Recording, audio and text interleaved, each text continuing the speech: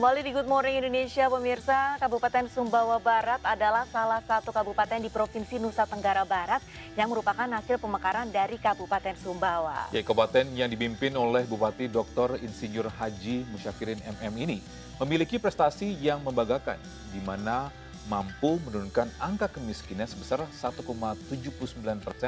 dalam kurun waktu 1 tahun pada periode 2017 hingga 2018 melalui program daerah pemberdayaan gotong royong, Arista. Iya, benar sekali Togi. Dan untuk mengulasnya telah hadir bersama kami di studio Bapak Bupati Sumbawa Barat, Bapak Musyafirin. Assalamualaikum Bapak, bagaimana kabarnya? Baik, selamat pagi. Pagi. Sehat. Ya, Pak, ini semangat gotong royong kan menjadi terobosan, Iya. bahkan menjadi pedoman pembangunan yang dituangkan dalam komitmen politik. Ini sebenarnya makna filosofis semangat gotong royong ini bagi Bapak sendiri apa, Pak? Jadi pertama kita melihat fakta, ya seperti juga daerah-daerah lain. Ya, ini adalah kebutuhan dasar masyarakat memang harus diselesaikan secara masif. Kebutuhan dia akan hidup bersih sehat, kemudian dia kebutuhan akan pangan, papan. Ini kan semua kebutuhan-kebutuhan berdasar. Iya.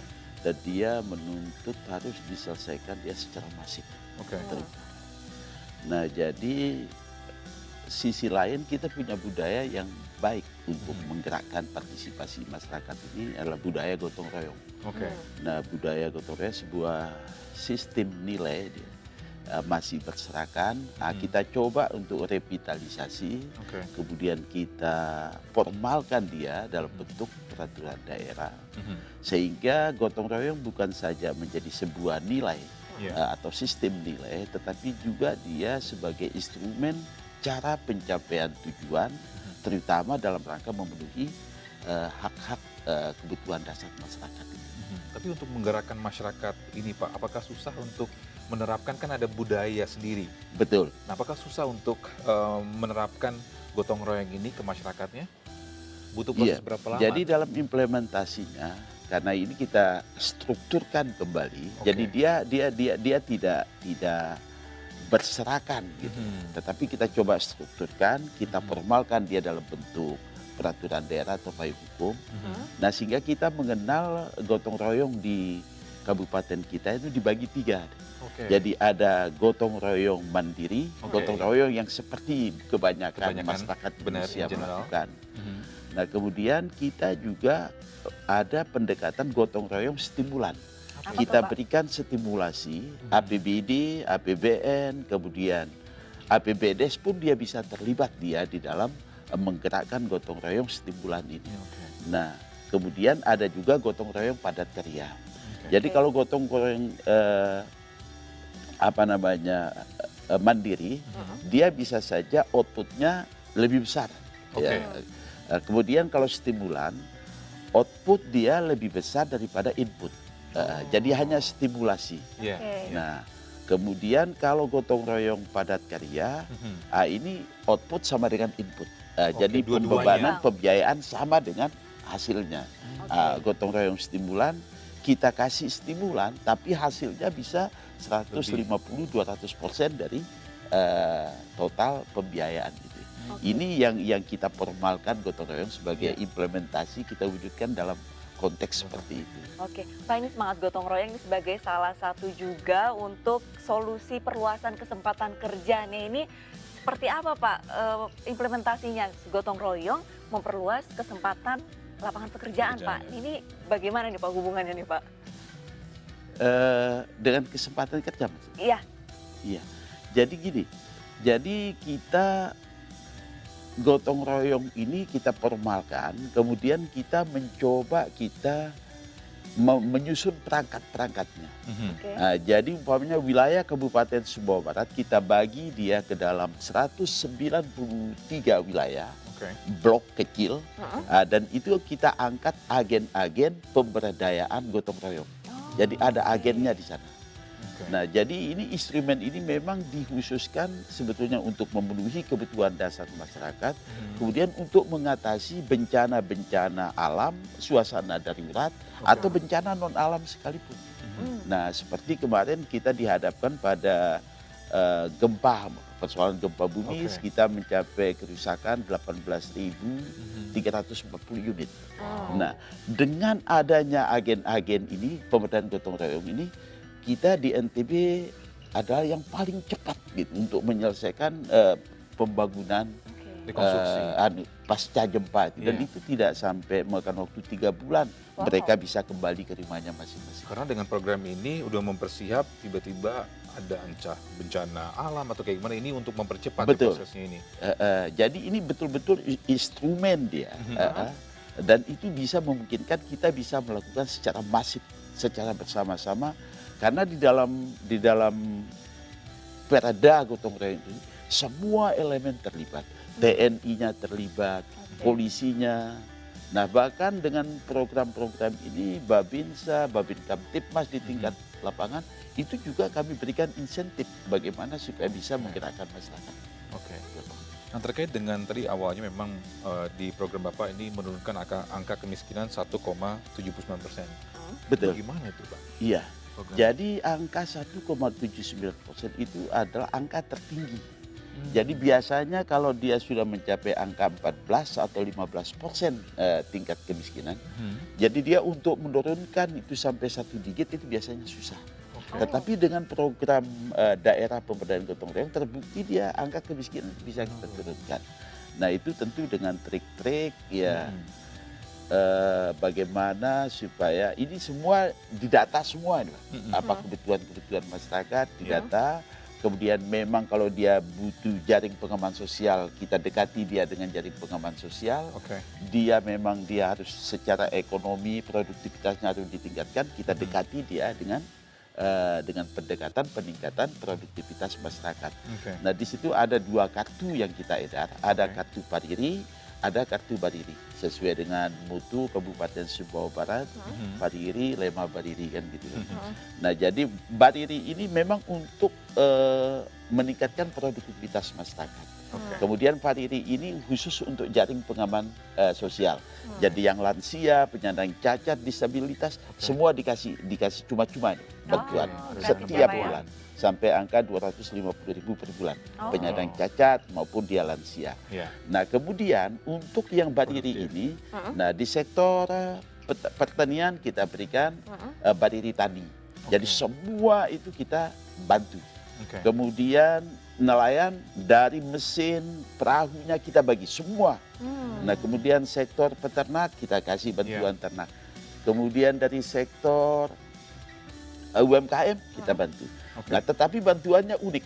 Apa, Pak? Mereka yang data, kemudian mereka harus menabung Oke. 10% dari jumlah bantuan yang akan diberikan. Oh. Katakanlah nelayan, sektor nelayan, dia harga bantuan itu sampan, alat tangkap sama mesin Ya. itu mencapai 35 juta. Oke. Nah, jadi dia harus ada uang 3,5 juta. Dan dia berkomitmen kepada dirinya, dia harus membayar kepada dirinya sendiri. Oke. Oke. Ya, Oke. dia membayar kepada dirinya sendiri, bukan dikembalikan kepada daerah, kepada pemerintah, enggak. Dia membayar. Dan itu dipantau oleh agen-agen ini. Nah, baru mau tanya gimana tuh untuk memantau para nelayan ini untuk memberikan balik atau enggak dia harus menghasilkan lebih baik dari sebelum-sebelumnya. Betul. Disiplin untuk Iya. menabung seperti itu, Pak. Menabung. Heeh. Jadi dengan konsep itu ada 14 indikator. Oke. Ada 14 indikator yang itu kemiskinan itu ditanggulangi oleh dia, oleh program kita ini, Pak. Jadi kalau salah satu indikator kemiskinan itu kamu punya barang 500.000 yang bisa dijual enggak atau punya tabungan enggak. Nah, kalau sektor UMKM dia minjam 5 sampai 10 juta berarti kan sudah ada tabungan 1 juta. Iya. 500. Oke. Jadi indikator itu langsung dia terpenuhi gitu. Oh. Kayak gitu. Iya, iya. Jadi dia sudah ada uangnya, bukan lagi dalam bentuk barang yang akan dijual. Jadi banyak sekali. Apakah dia umpamanya dengan program bantuan bedah rumah, Oke. apakah dia Aladinnya atap, lantai, dindingnya bagus, itu sudah 3 indikator yang dipenuhi untuk mengangkat angka kemiskinan ini, Pak. Iya, iya. Oke. Jadi dengan program ini jadi wajar kalau angka 1,79 digit itu ya kita capai dalam 1 tahun itu. Wah, ini menarik sebenarnya Iya. ya. Dengan menanamkan rasa disiplin dan menabung kepada warga Sumbawa Barat. Pak, itu kan kalau misalkan tadi dari angka kemiskinan. Nah, ini di tengah era pandemi COVID-19, Ya. semangat gotong royongnya sendiri ini sendiri, bagaimana implementasi warga Sumbawa Barat untuk menghadapi COVID-19, Pak? Iya. Jadi ini juga unik juga ini pemberdayaan gotong royong ini dengan COVID-19 ini. Mm-mm. Nah, jadi sekali lagi memang dirancang instrumen ini untuk menghadapi bencana alam maupun bencana non alam ini, Pak. Nah, ini kan Karena COVID-19 kalau non alam, namanya Pak. ini kan mengganggu kebutuhan dasar yang Iya. mendasar. Nah, jadi memang harus diperlukan gerakan masif gitu. Termasuk juga di dalam penanganan COVID ini. Mm-mm. Jadi saya mohon maaf juga kalau umpamanya di kabupaten kita itu satu-satunya kabupaten dari awal yang tidak pernah menutup rumah ibadah. Oke. Ya, Oke. bahkan kalau tidak terpaksa betul dunia pendidikan saya tidak akan tutup. Dan Oke. itu saya berjalan kan Anda enak ini terlalu media sosial di macam-macam gitu. Iya. Bahkan yang tidak punya anak pun khawatir-khawatir. Akhirnya setelah 1 bulan saya tetap untuk sekolah anak-anak. Akhirnya saya mundur. Saya Oke. mundur, saya ikuti kebijakan-kebijakan. Tetapi pada prinsipnya masyarakat ini sudah terbiasa. Sudah terbiasa, jadi apa yang kita perintahkan, Ya. apa yang menjadi arahan pemerintah, itu sebagian besar itu diikuti. Jadi protokol COVID, Oke. cuci tangan pakai sabun, jaga jarak.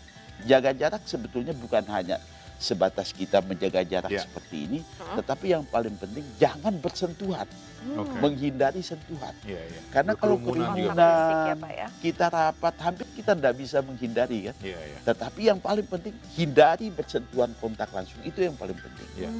Nah, jadi kita sudah membentuk gugus tugas segala macam seperti biasa.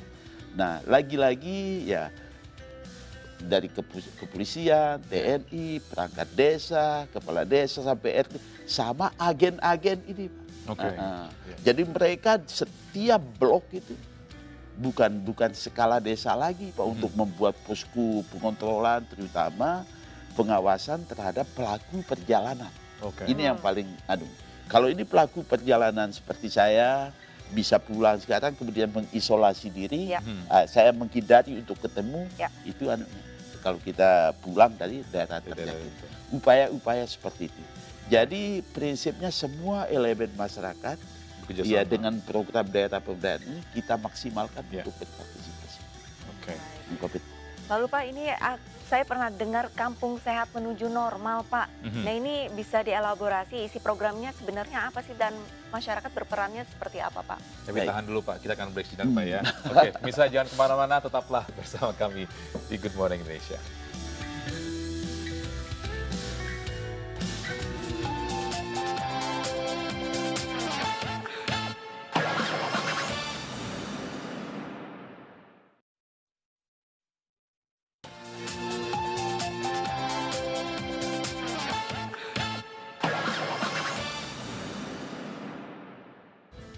Kembali di Good Morning Indonesia pemirsa dan masih bersama Bupati Sumbawa Barat, Bapak Musyafirin. Pak, ini melanjutkan pertanyaan saya tadi nih Pak. Di Sumbawa Barat ada namanya program Kampung Sehat menuju Normal. Nah, ini bisa dielaborasi sebenarnya isi programnya apa saja. Lalu masyarakatnya, perannya di program ini sebagai apa Pak? Baik. Jadi gini, saya sebelum ke situ karena ini ada kaitan dengan COVID-19. COVID, ya. Jadi ya fasilitas-fasilitas karantina, dunia usaha juga di sana. Oke. Ya, jadi memang harus kita kita awasi benar, kita beri himbauan sehingga alhamdulillah ada perusahaan terbesar cukup besar juga di sana dengan karyawan sampai 5 sampai 6 ribu. Itu juga kita minta supaya menjalankan protokol COVID. Iya. Jadi tempat-tempat karantina juga kita bangun, kita siapkan. Oke. Jadi alhamdulillah jadi aman, terkendali. Iya. Jadi ada 15 yang terkena, kemudian ada 12 sudah sembuh, tapi ini tetap kita isolasi semua. Jadi relatif untuk COVID-19 bisa dikendalikan, Ya, bisa ditangani ya. ditekan. Ya, itu yang paling penting. Ya. Nah, terkait dengan Kampung Sehat ini kita perlu apresiasi nih Bapak Kapolda, Pak Iqbal ya, Kapolda yang baru NTB, Oke. Bapak Kapolda baru. Beliau yang punya program Kampung Sehat. Oh. Nah, kemudian sampai di Kabupaten Sumbawa Barat, ini tingkat NTB, tingkat Provinsi Nusa Tenggara Barat. Jadi dalam rangka menuju tatanan baru itu. Oke. New Jadi normal. Kampung Sehat untuk tatanan baru. Nah, kemudian sampai di KSB kita coba integrasikan dia dengan pemberdayaan gotong royong. Gotong royong. Jadi yang paling penting sekarang momentumnya, momentum. Nah, momentum ya karena ini ada kaitan juga dengan SDBM, sanitasi total berbasis masyarakat. Oke. Nah, jadi momentum ini menjadi sangat penting gitu untuk supaya masyarakat terus karena COVID ini kan belum selesai, Iya, pandemi belum ini tahu belum kapan. berakhir. Iya. Gitu. Nah, momentum terus supaya masyarakat ingat sekaligus lingkungan kita perbaiki semua, kita bersihkan. Nah, bahkan kalau kita di Kabupaten Sumbawa Barat dengan SDBM 5 pilar umpamanya, 5 pilar itu ada ODF, Oke. bebas buang air besar, kemudian cuci tangan pakai sabun, kemudian minum air bersih, kemudian buang sampah rumah tangga, kemudian limbah cair.